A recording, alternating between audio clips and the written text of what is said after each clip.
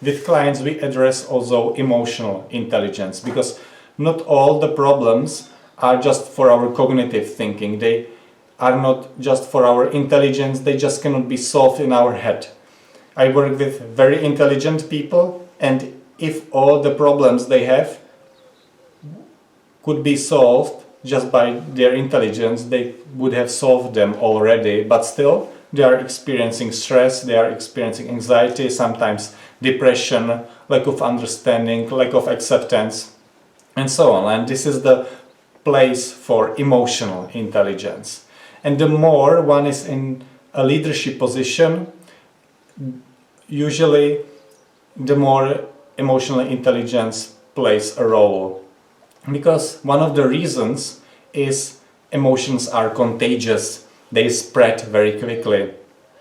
So, simply said, when the boss is happy, the department is happy, and when the boss is under stress, the department also tends to be under stress. I distinguish between conscious leadership and unconscious leadership, or between conscious living or unconscious living. Conscious living means I know what's happening for me right now. That's the first lesson of emotional intelligence. I'm aware of my experience.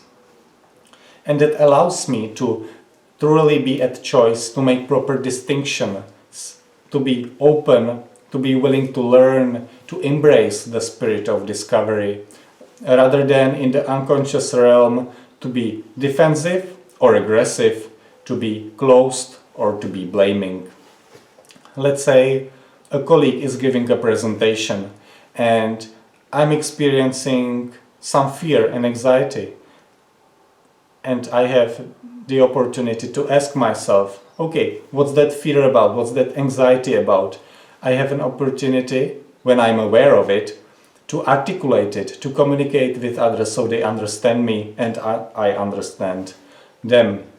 I also have an opportunity to look at my beliefs, to look at my assumptions. Where does this fear and anxiety come from? Rather than holding back and staying in the unconscious realm.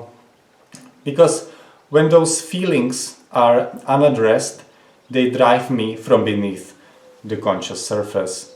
By becoming skilled at emotional intelligence, leaders have an opportunity to connect with life force, to embrace and live positive feelings, because to the extent we do not address those unpleasant feelings, because we tend to resist them, to that extent we are limiting ourselves in the experience of creativity, inspiration, enthusiasm, or joy.